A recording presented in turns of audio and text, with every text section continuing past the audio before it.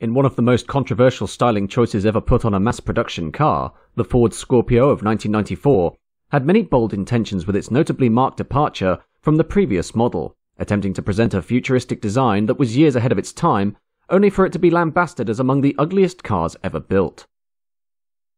The Ford Scorpio executive car range is a direct descendant of the famous Ford Granada, one of the most commercially successful upmarket models for the Ford company that had originally been introduced in 1972 as a replacement for the Ford Zephyr. This incredibly popular machine, which also came under the Ford Consul moniker for lower-priced variants until 1975, being a staple of the European car market throughout the decade, while a revised model for 1977 became the definitive version of this much-loved machine, of which 918,900 examples were sold.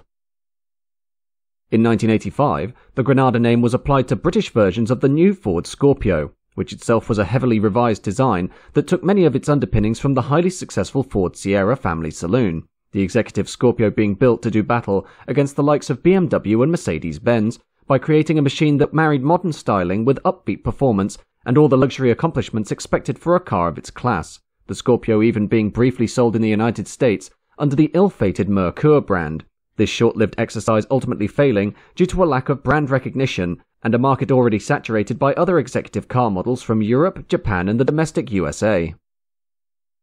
However, while the Merkur Scorpio was discontinued after only a year, the regular Ford Scorpio and Granada Mark III remained very strong sellers in the UK and Europe, although by the beginning of the 1990s, as styling trends began to change, the near 10-year-old looks of the Scorpio were starting to appear distinctly out of place, even following a facelift in 1991. Ford's enthusiasm to replace the Scorpio with the dedicated new model on the executive car market being somewhat dampened by the fact that sales for this market segment were starting to fall away as trends moved more towards either dedicated luxury cars, like the Mercedes-Benz S-Class and the BMW 7 Series, or sports saloons like the BMW 3 and 5 Series. While in the face of environmental considerations, and the rise of internet-based communications that rapidly appeared during the first half of the decade, corporations, which had employed executive models like the Scorpio as company cars since the late 1960s, started to abandon the practice, cutting out a large chunk of their market for the fleet segment. Instead, so as to breathe new life into the Scorpio range, Ford simply took the underpinnings of the previous model and gave it a comprehensive restyling in order to present the range with a fresh new appearance, while at the same time dropping the Granada title in favour of the more striking Scorpio brand, the styling for the Scorpio being the first instance where Ford had utilised a CAD/CAM computer software system in order to develop a machine with an Americanized look akin to the upcoming third-generation Ford Taurus, which had been penned in 1992 by graphic designer Doug Gafka, although Gafka was not directly involved in the Scorpio program. The result was a car that abandoned the straight lines and harder angles of the original Scorpio by replacing them with rounded edges and a curved profile, with the front styling being of particular note, as it adopted a wide chrome grille surrounded on either side by ominous oval headlamps, while the rear of the Saloon models reduced the tail lights to a long narrow strip that ran across the top of the rear bumper, estate versions of the car having the same front styling, though the rear was a direct translation of the previous Mark I Scorpio estate, including the same lights, rear window and tailgate.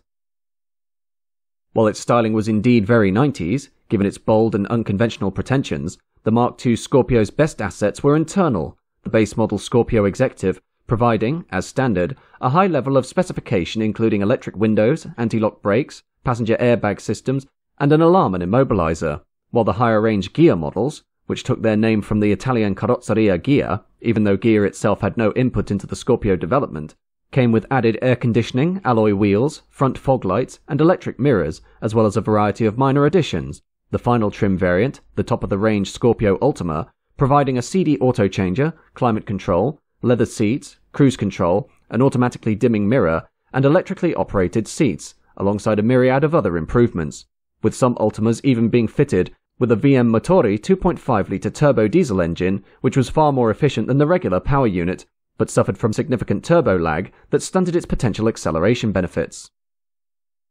For the non-diesel power units, the new Scorpio was fitted with a series of Cologne engines, starting with the base 2-litre and 2.3-litre inline 4s, and moving up to the high-end 2.9-litre BRG V6, and finally the range-topping 2.9-litre BOB Cosworth V6. The Cosworth examples coming as standard with traction control, cruise control, and an automatic gearbox, although unlike previous generations, the Cosworth badge did not appear anywhere on the car's exterior. a choice likely made to reduce the possibility of vehicle theft, as cars such as the notorious Ford Escort RS Cosworth of 1992, a Group A rally car built for the road, were among the most stolen cars in the UK, due to their incredible ability to marry power with nimble, sure-footed performance, easily evading contemporary police cars, and were the pride of joyriders and ram raiders.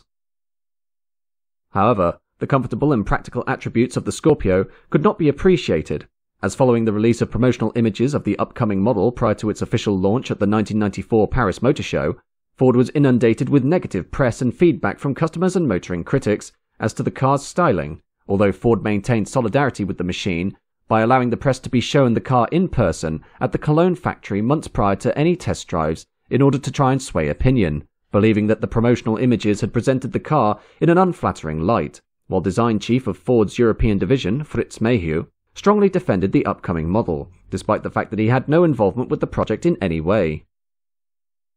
Eventually, in October 1994, the car made its official debut at the Paris Motor Show, and the many criticisms towards the car's styling which had existed before the launch remained steadfast, the car being derided as having gargoyle levels of ugliness, while Jeremy Clarkson for the BBC motoring show Top Gear described the machine as a wide-mouthed frog, and would take great pleasure in destroying several examples over the course of the next decade. The overwhelmingly negative reception, combined with a plethora of build quality problems, ranging from power steering and electronic faults to issues with the automatic gearbox, as well as plummeting depreciation, only serving to significantly damage the car's sales prospects, with output peaking at a mere 44,521 units in 1995, before dropping away through 1996 and 1997, a vanishingly small number when compared to the new BMW 7 Series, which had been launched in April 1994. With the legacy of the car's ultimately calamitous launch being impossible to escape, Ford needed an excuse to abandon the failing executive car market altogether, and instead focus on their more profitable family car divisions, the solution coming in January 1999, when Ford purchased the ailing Swedish car company Volvo for $6.45 billion, the deal allowing Ford to access Volvo engineering resources and components which would be divided out among their own models, while Volvo would be allowed to become Ford's dedicated executive car manufacturer for Europe, starting with the S80 of early 1999, which came as a direct replacement for Ford's own executive models. With the need for executive models being offloaded to Volvo, while high-end luxury cars were the domain of Jaguar, which Ford also had a controlling share in, the sad-eyed Scorpio range was now seen as surplus to requirement, and following a slight facelift in November 1997, which made some adjustments to the shape of the grille and darkened the oval headlights to make them less conspicuous, the company opted to discontinue the Scorpio after just 98,587 examples in June 1998.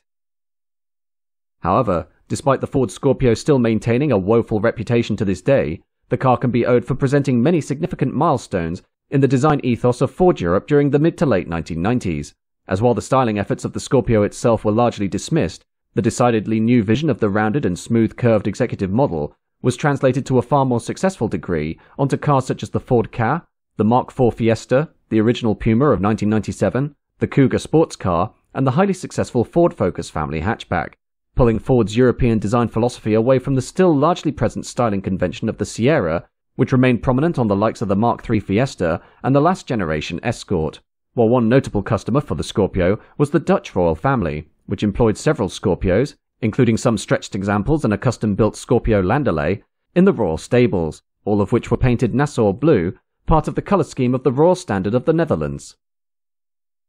In the end, while the Scorpio's failure didn't match the same magnitude as other mistakes in Ford's company history, such as the infamous Edsel and the ill-conceived Merkur brand, it was a car that both customers and critics took at face value, ignoring its many endearing internal features and performance, based simply on the fact that the car didn't have an appealing aesthetic, leading it to sales calamity, and the end of the once incredibly popular Granada Scorpio range.